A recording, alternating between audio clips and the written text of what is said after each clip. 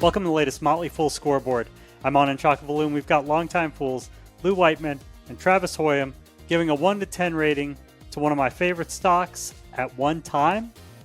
Oops. It's iRobot, ticker symbol IRBT. This might be the last time we do it. For context, at one point, Amazon tried to buy them. Regulators nixed it. We'll try to determine if there's any there with iRobot today. We'll talk about the business first, including factors like industry and competition. A 10 is invincible. A 1 is hopeless. Lose at a 3. Travis limbos him at a 2. You can't go too high. So the question is, do you go a 2 or 3? Look, I don't think that it's hopeless because there is a little bit of hope for iRobot. Their cash burn isn't actually all that terrible. The products are still relatively compelling in that space. If you're interested in a home vacuum, obviously a very, very challenged business. We'll get to a lot of those risks that they have. So not going to be high a scorer here, but not quite a 0 yet, which is something. I think I gave him a point for trying, if I'm honest, almost a participation trophy. Because, it's a great idea, but sometimes a great idea does not translate to a winning business. They are the original robot vacuum, or at least the original I know of. I love the idea. I bought one. I think I got a dud, but look, nothing about this idea, it turns out, couldn't be copied by better capitalized existing manufacturers with huge scale and expertise advantages, blah, blah, blah. And that's exactly what happened. Stock is down 97% from where it was at the beginning of 2021. All the numbers are going in the wrong direction. I'm not all the way down to 0 hope yet, but I think the stock and my sentiment are both heading in that direction. It's bad when Travis is trying to give credit for not scoring a 0 on a 1 to 10 scale.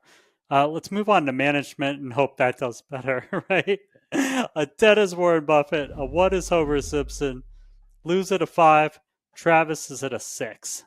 I mean, what are you going to do here? The CEO has been CEO for about a year. There's a turnaround plan. This is one of those where we're going to look back in 5 years and say, either, you know what, this was a hopeless operation. Gary Cohen tried, but it wasn't something that was going to be able to be turned around, or we will look back on this as one of those amazing stories, the turnaround story that worked out, the next Trex, they're days from going bankrupt and the CEO turned them around. I don't know exactly where we're going to head. That's why I think really the answer is TBD, but I went with a 6. Yeah. So, I'm giving not just Cohen, but previous management just credit for trying. Previous management saw the writing on the wall, tried to find safe harbor at Amazon, as Anand said. Regulators, for some reason, didn't let that happen. You didn't want big vacuum, I guess. But that's not management's fault. Gary Cohen was brought in last year. He is a turnaround expert. He does have a decent track record. Timex, Playtex, some of these brands that we know and just kind of keep going. I'm not going to blame anything on some management. It's not their fault, but I'm not real confident there's much anyone can do, so I'm right down the middle at a 5. Financials, a 10 is a fortress, a 1 is yikes, lose at a 2, Travis is at a 3. Yeah, can't go particularly high, but they're burning about $60 million a year, at least in the trailing 12 months. So they have about 2 years worth of runway with about $120 million worth of cash on the balance sheet. Could there be an inflection point in their operations that if you squint, you can maybe start to see that? Not giving it a high rating, but at least I'm not, too low. Again, I'm making justifications for a pretty low score. And ignoring all the short-term debt. And ignoring all the short-term, we've got to refinance that debt sometime in the next 12 months. So lots and lots of challenges. But I think the hope would be, if you're going to take a bullish position in iRobot, is that this would be that low. There's the most questions that there's ever going to be for the company right now. Is there something better in the future, to be determined? Maybe I need new glasses, but I just can't squint that much. Okay. Look, last quarter, all the numbers went in the wrong direction. Revenue down by a third. Gross margin declined due to higher operating expenses. They went from a slight GAAP net profit to an $87 million loss. Most important number. Yeah. Great. They have a runway, but cash fell by 25 million to 112 million. Look, the for sale sign is out. I think that's the upside here, but otherwise at some point we're going to have to start talking about the B word. And so a 2 feels generous. And it was only a few years ago that the financials were pristine. You had a net cash position. It was profitable. And the big question was, hey, can it do anything besides the robotic vacuums? There was talk of a robotic lawnmower, things like that. But companies like Shark Ninja just kind of ate its lunch for cheaper models. Let's talk about valuation, Lou. How well will iRobot stock do over the next 5 years? How safe is it? 10's a sure thing. 1's a lottery ticket. So I just teased my answer, but I think the outcome here is one of the B's, buyout or bankruptcy. And I don't think the buyout is going to be on favorable terms. So I'm at 0 to 5%.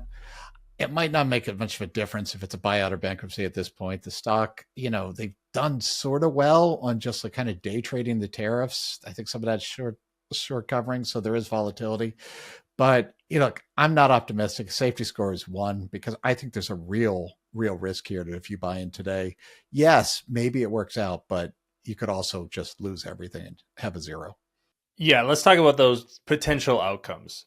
Very high probability that Lou is right, and this is probably a 0. There's also a possibility that the company doesn't go bankrupt, doesn't go out of business, and we do get a positive outcome. And if that's the case, that's why I gave a higher score of 15% plus, because that if you add all those expected values together, I think it's potentially a little bit higher potential return. Now, there's a lot of ifs, a lot of caveats.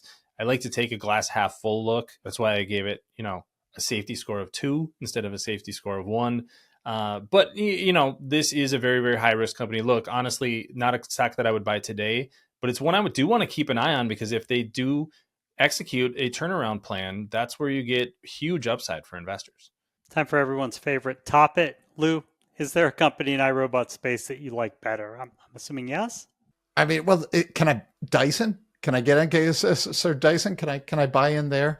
Otherwise, I don't know what to say. Shark Ninja, it's public, it's cool, but I personally don't want to chase an appliance maker that's up 250% since its IPO. I mean, so I'm not really interested in that.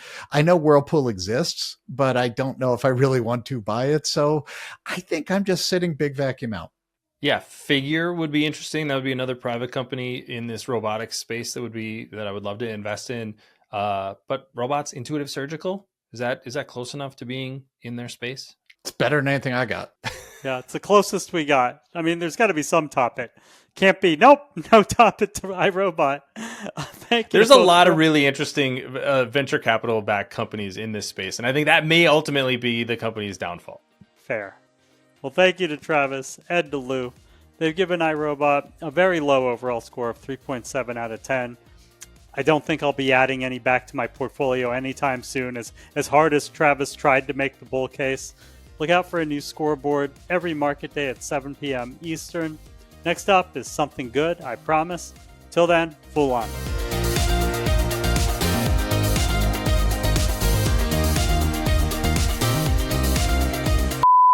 I'm not comfortable being the more bullish on all these things, by the way.